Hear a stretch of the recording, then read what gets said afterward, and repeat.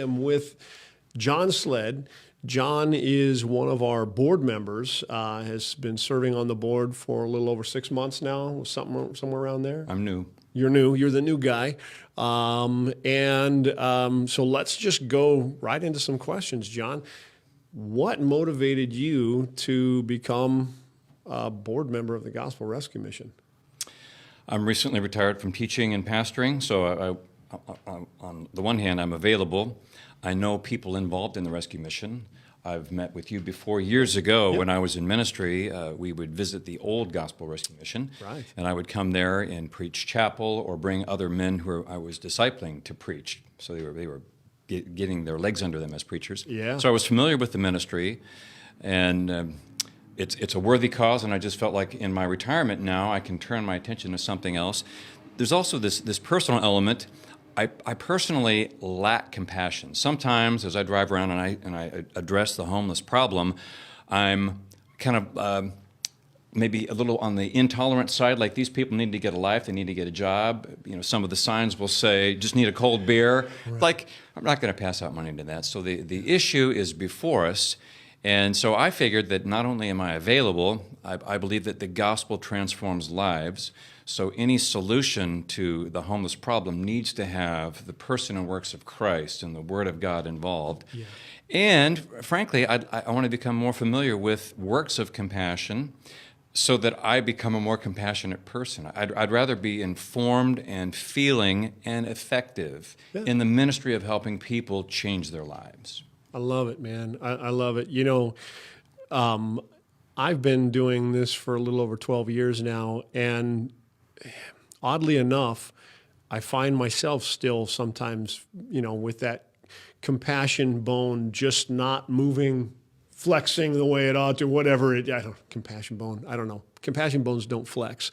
But I guess, you know, I find myself sometimes frustrated when I see somebody who wants a handout, and when you offer them something so much better that they just refuse to, they're not interested in it. And you and I were talking last week, and you had mentioned that quote from C.S. Lewis.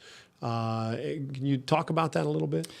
I frankly forget which book it's from, but it's comparing the biblical worldview to a godless worldview where man is in charge.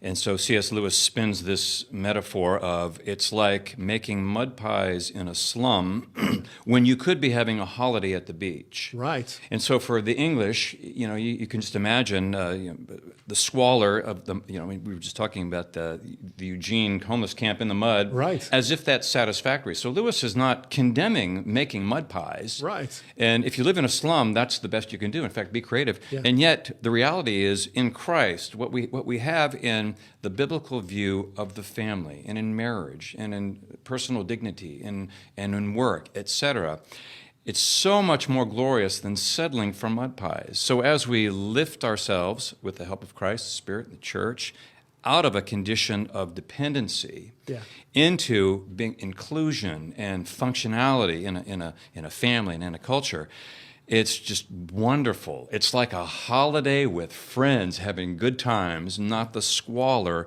of dependency. Yeah, it's like we're just, and I think Lewis's point was just kind of like, it's not that we don't seek satisfaction, it's that we're just too easily satisfied with things that are shallow and not truly satisfying. So yeah, it's the guy or gal sitting in front of the post office, you know, with the sign out there, and even though many cities, our city is one of them, who has created laws and rules, kind of saying, hey, you can't give money to a panhandler. You know, you can't give money to somebody who's out there asking for money, and yet there they are. There they are, and you're stuck in that moment where it's like, okay, well, what do I do?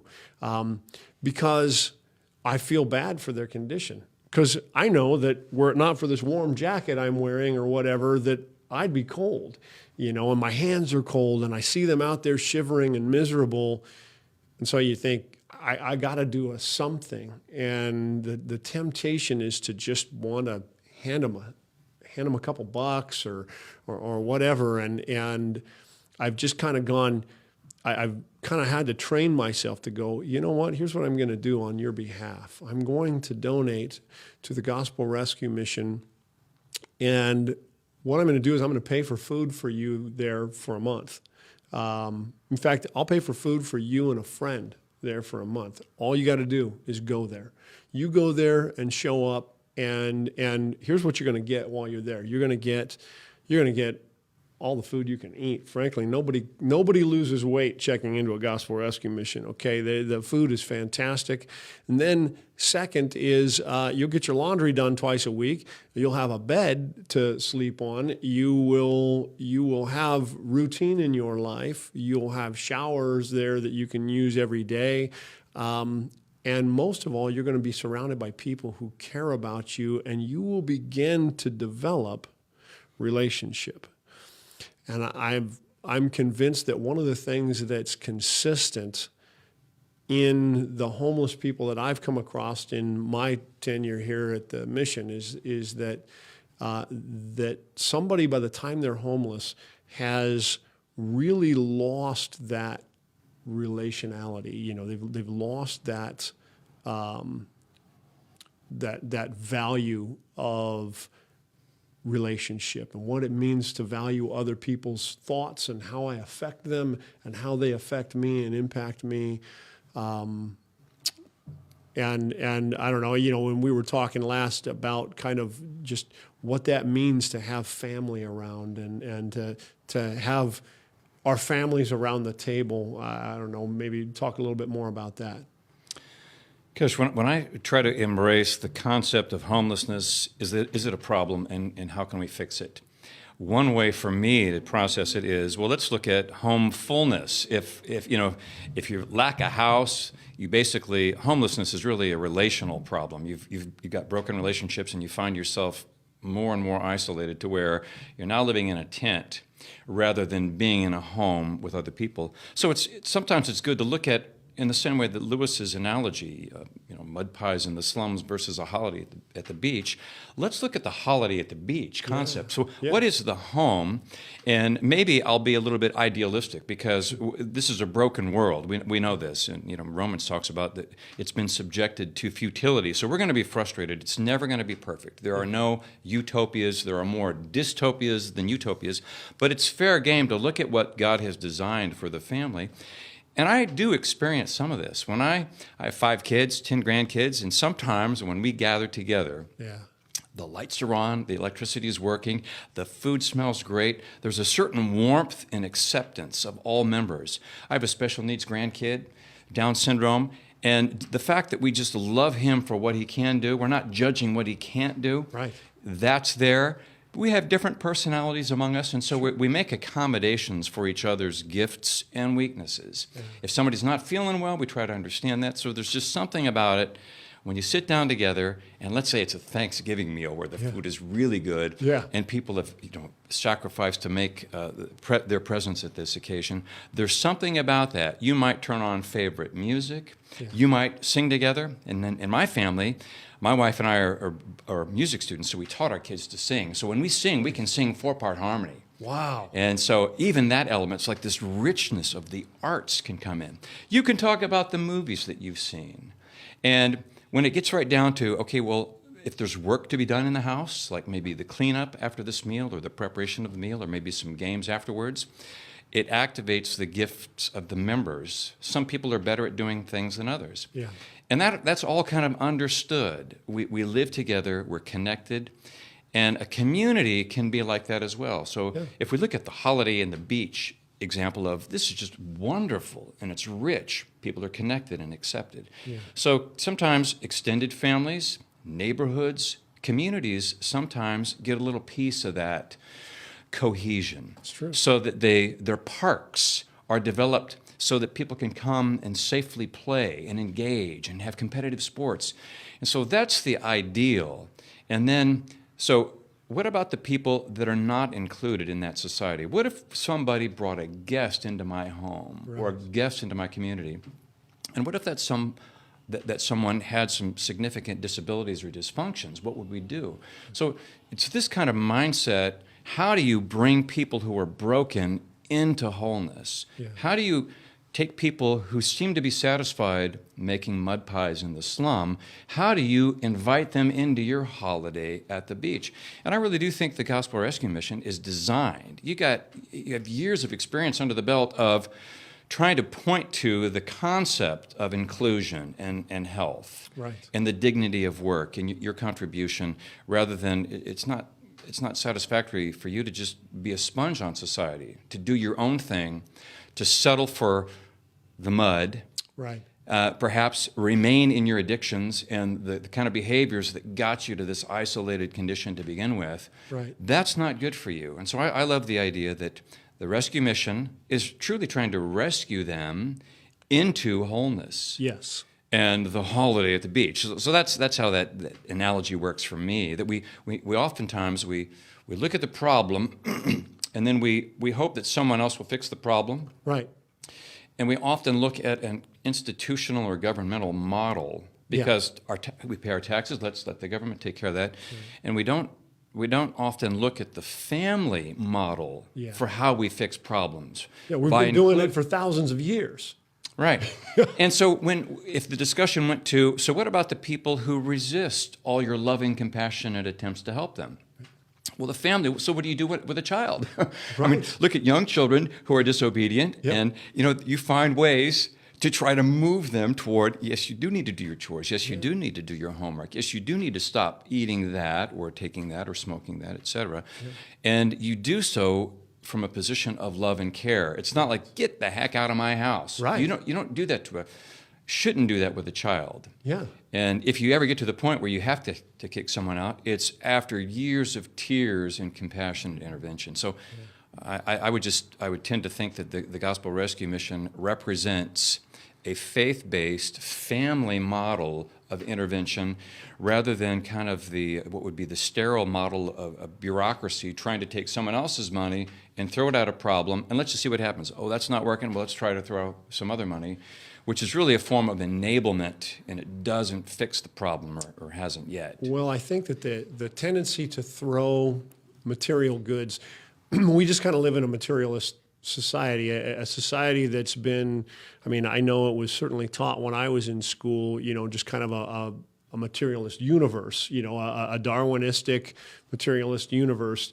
where the problems really, if somebody's poor, well, the problem is just that they have a lack of materials, that they will innately all want, that mankind somehow will innately all want to do the same things, which is naive, and then so what do we do? Well, I don't know, but let's throw things at them. And right now it's tents and sleeping bags, and at its grandest that the government does is it's four walls.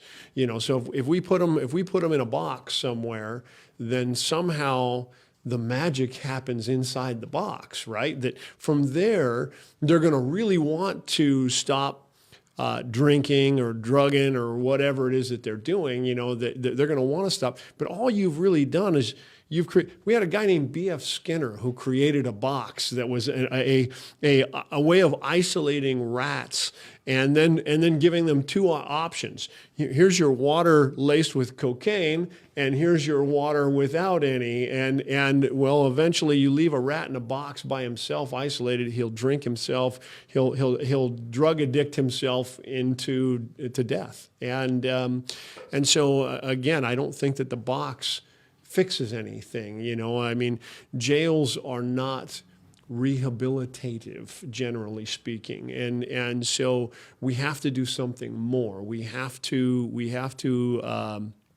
interject that relationality component. We have to, and sometimes we have to do it with, yes, coercion. We have to do things, we have to leverage things, of importance in one another's life. So if my teenager is not behaving in accordance with the rules of the family, with the values of the families, then I begin to leverage things. So I begin to go, okay, well, let's take away things that I can see you already value, such as a cell phone or an Xbox or whatever. And I can say, I can remove those from your life in order to coerce you into making the right choices. And hopefully we'll get you making the right choices on your own and not by coercion. But really what you want to do is help them see the value of once they're making that right decision and go, oh, doesn't that feel much better now? Don't you like that better to do life this way? And they're like, yeah, actually I do. It's really nice to not be in trouble all the time. It's really nice to not have everybody yelling at me all the time. Boy, it's really nice to spend time with the rest of my family and be included with the rest of my family. So the ability to use coercion towards a good end is not a bad thing. It's something that families have been doing from time immemorial, and really that's kind of we bring them to a place where repentance can happen. We bring them to a place where they can be invited back into the family and everything's back into a normalcy. That's what we're looking for is golly, how can we help these people reconnect to their humanity, find that dignity, that vacation at the beach, that nice holiday with family, enjoying time together. It's so important. And I've just seen so much of the time, the $5 that the guy's asking for with the cardboard sign or whatever you got in your pocket or a little spare change, whatever that you have, that's what he really wants in the transaction, because he doesn't want to let you get close enough to actually become vulnerable to you.